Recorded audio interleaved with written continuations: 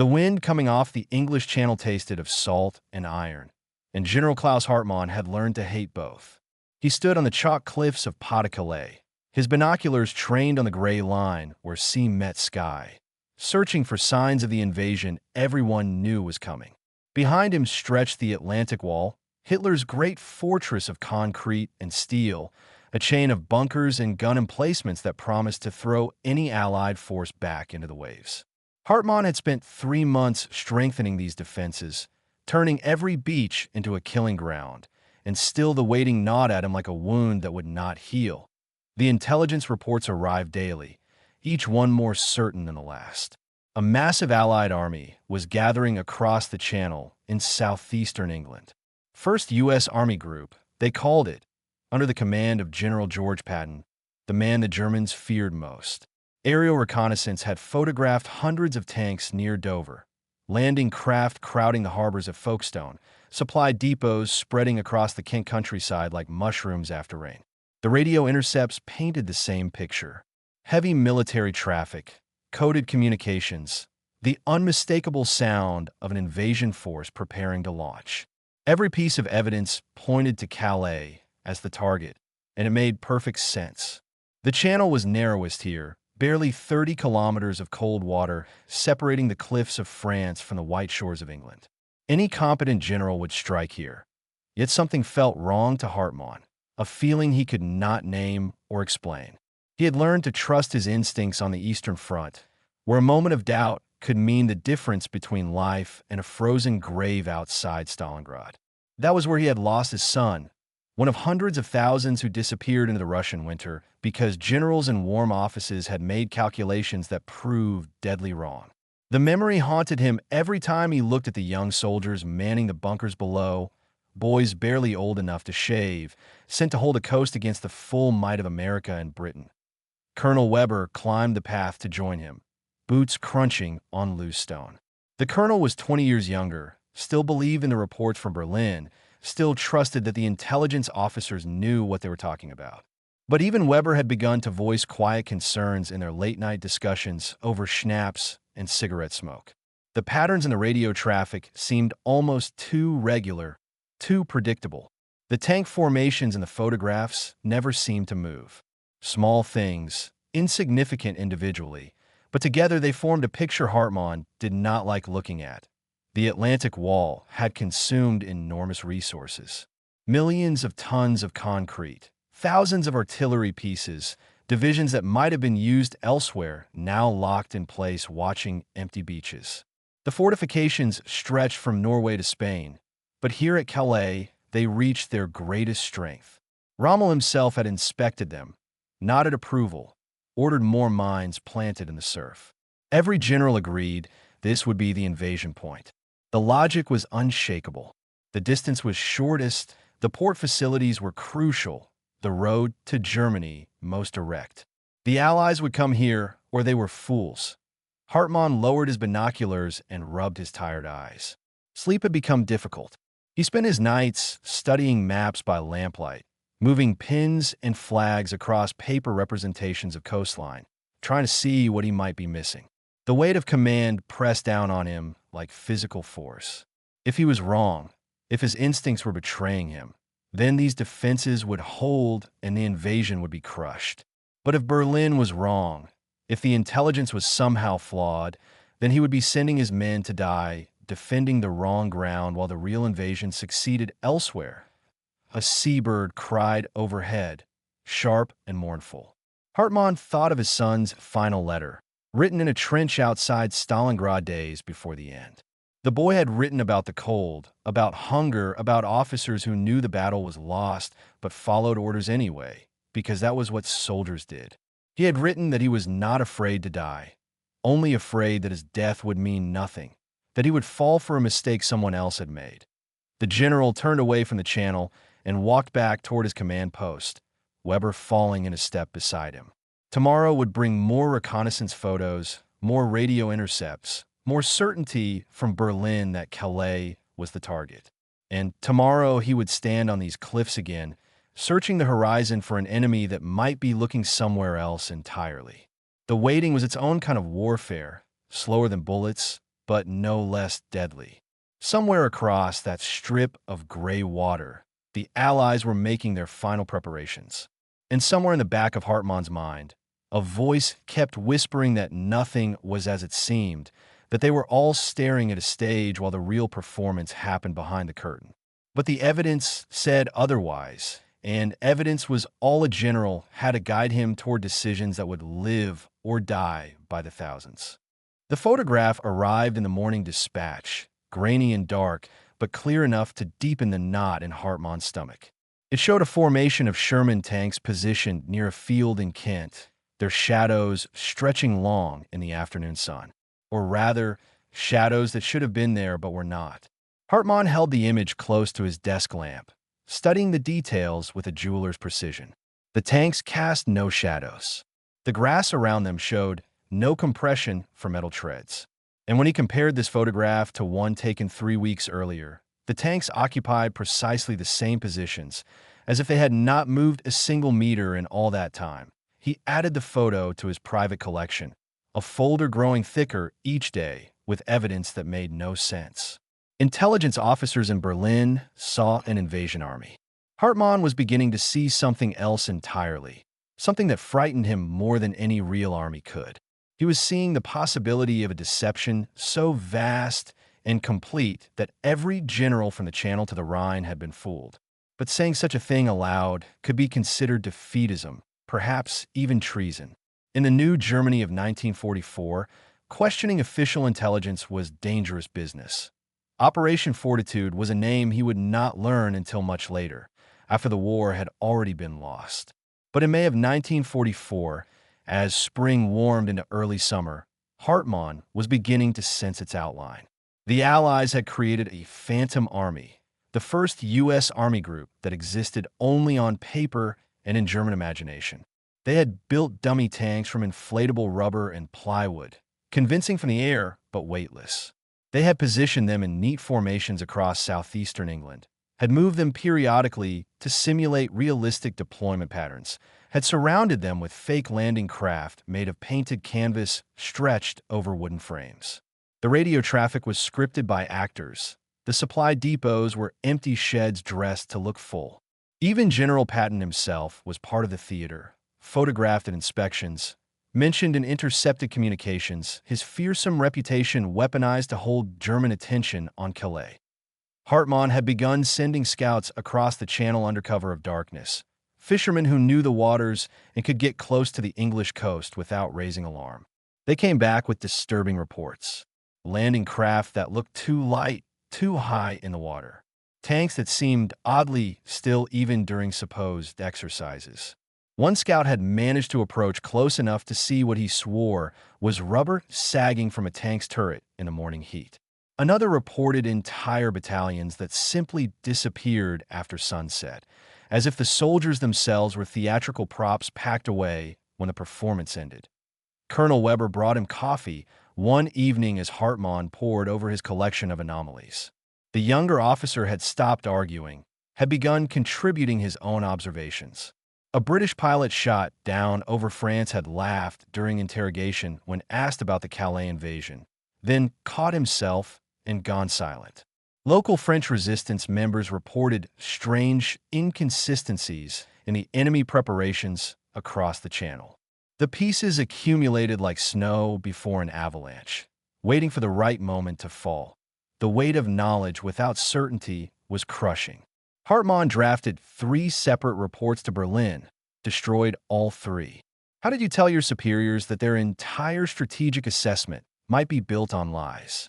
How did you suggest that the evidence everyone relied upon was carefully constructed fiction? Hitler himself had declared Calais the invasion point. Rommel had staked his reputation on it. Every panzer division that might have reinforced other sectors was positioned to defend this coast. If Hartmann was wrong, he would look like a fool. If he was right and said nothing, men would die in numbers that would haunt him for whatever remained of his life. He remembered his son's letter from Stalingrad. The generals knew we were doomed, but said nothing. The boy had written those words in pencil that smudged in the cold, on paper that arrived weeks after he had already frozen to death in a trench outside the city. Hartmann had kept that letter in his pocket ever since, had read it so many times the paper was nearly transparent at the folds. It reminded him that silence in the face of truth was its own kind of cowardice, that following orders blindly was not the same as doing what was right. June arrived cold and wet. Storm clouds gathered over the channel, and the invasion fleet everyone expected remained invisible. Berlin sent new directives daily. Fortifie Calais. Prepare for imminent assault. The enemy is coming. Hartmann walked among his soldiers, boys who trusted him to use them wisely, who believed the guns they manned would face the real enemy. He saw his son in every young face, heard that final letter in every exchange of orders. The weight became unbearable. On June 5th, as rain hammered the bunkers and wind tore the cliffs, Hartmann made his decision. He would document everything he had learned and present it to Field Command. Consequences be damned. He would rather face a firing squad for speaking truth than die an old man, knowing he had stayed silent while thousands were sacrificed to defend a lie. He sat down at his desk and began to write, his hands steady despite everything. Outside, the storm intensified. Somewhere beyond the rain and darkness, history was preparing to move in ways no German general had anticipated. And Klaus Hartmann, who had almost seen through the greatest deception of the war, was running out of time to make anyone listen.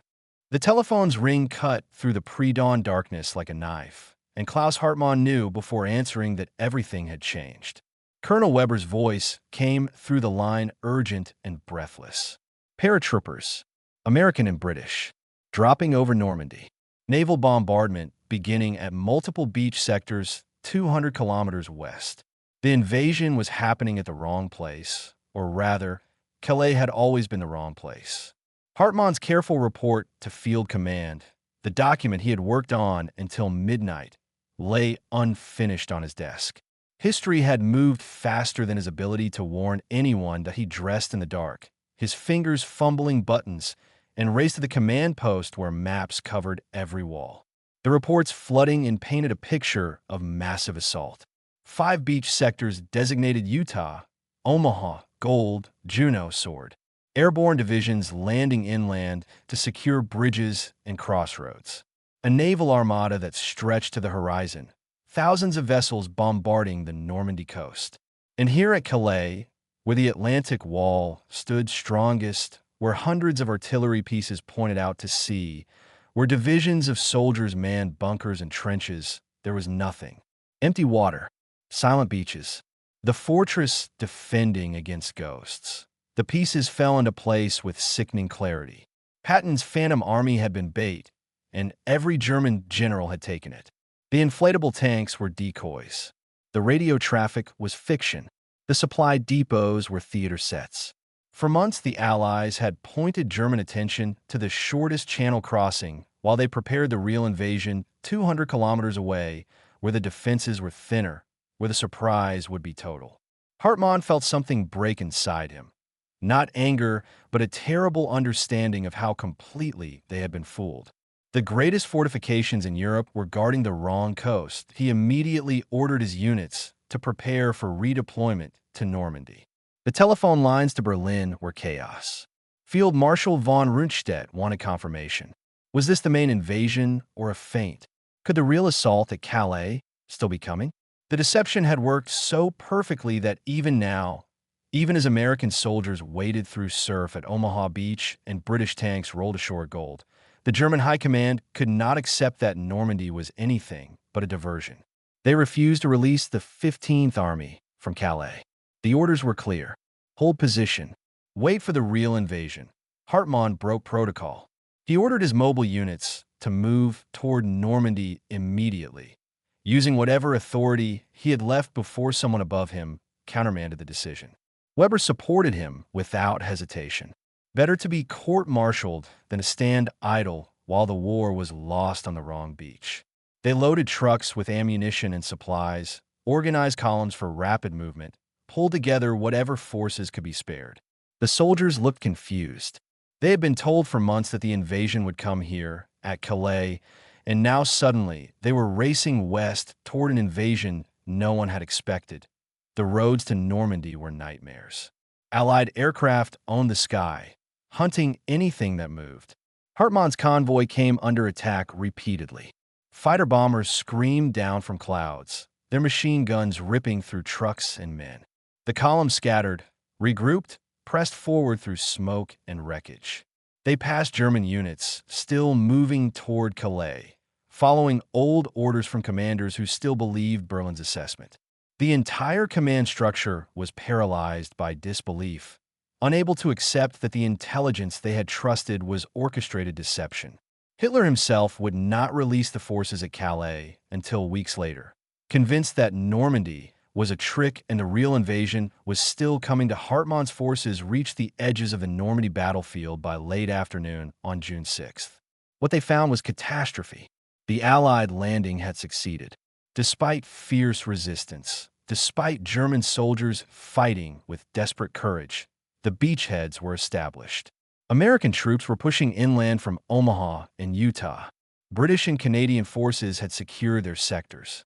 The naval bombardment had been overwhelming, thousands of ships pounding the defenses into rubble. And still more ships arrived, an endless stream of reinforcements and supplies that made victory seem inevitable. Hartmann stood on a rise, overlooking the invasion beaches, his uniform dusty from the road, his face gray with exhaustion and realization. Through binoculars, he watched the panorama of defeat. Ships stretched to the horizon, so many ships he could not count them. Tanks rolled ashore in columns, real tanks made of steel, crushing obstacles, moving inland. Above them flew air cover, so thick it blocked the sun. This was the real Allied army, the actual invasion force, and it dwarfed anything the phantom formations at Calais had suggested. The deception had not just fooled the Germans about location. It had hidden the true scale of Allied power until too late.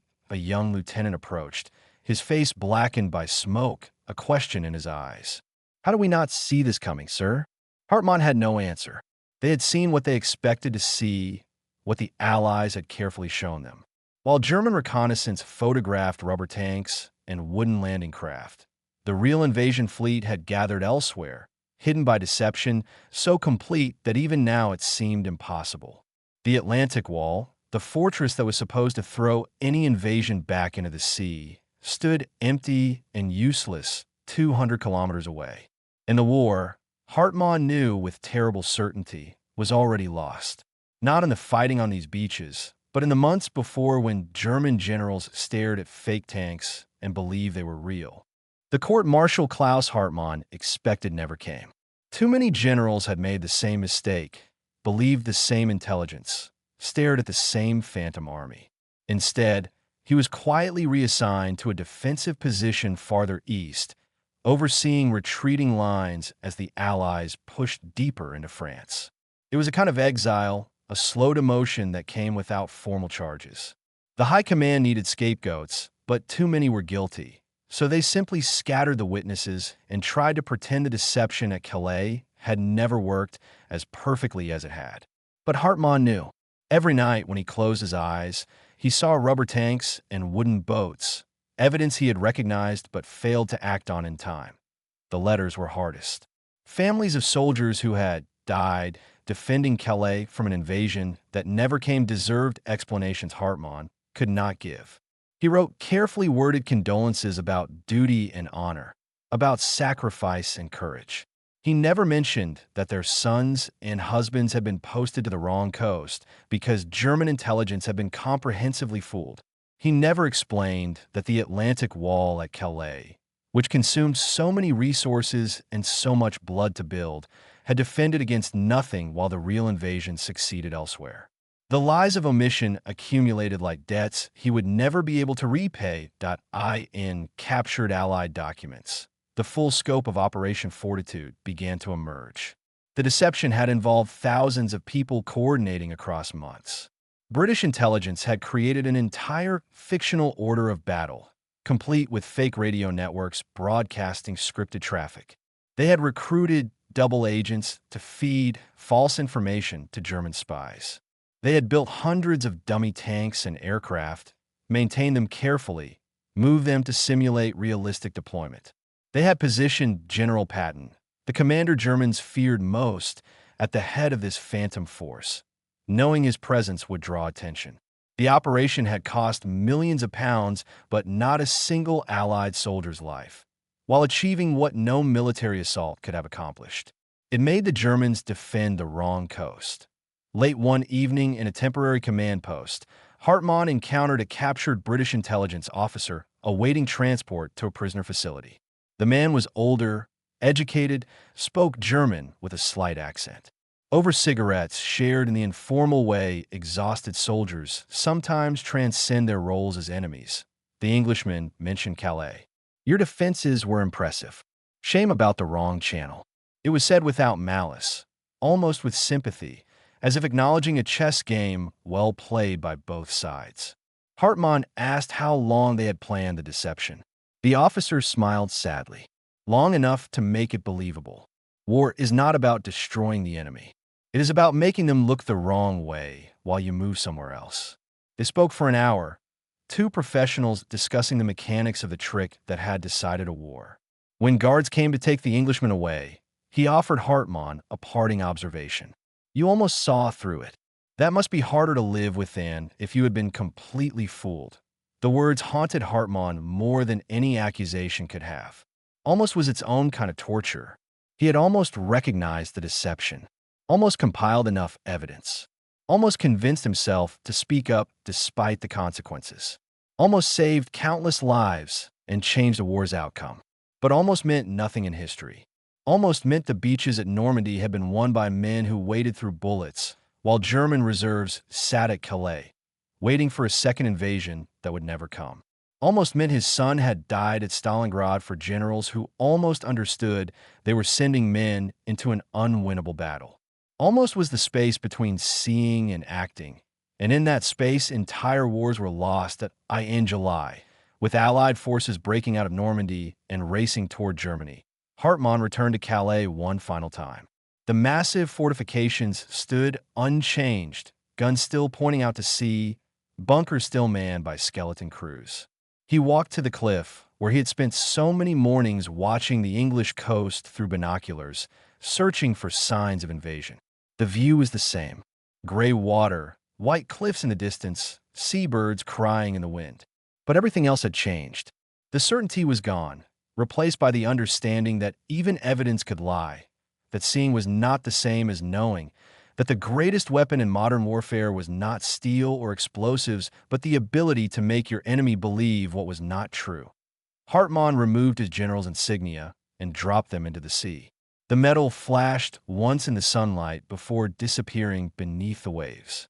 Behind him, the Atlantic wall stretched to the horizon, the fortress that had been built in the wrong place, the defenses that had succeeded perfectly at stopping an invasion that never came. Operation Fortitude had achieved something military historians would study for generations. It had won a battle without firing a shot, had defeated an army by convincing it to defend empty beaches while the real war happened somewhere else. And Klaus Hartmann, who had almost understood, who had almost spoken up, who had almost changed everything, turned away from the coast carrying a weight heavier than any defeat. He had learned that in war, the difference between almost and actually was measured in the lives of men who trusted their commanders to see clearly. And he had learned it one day too late.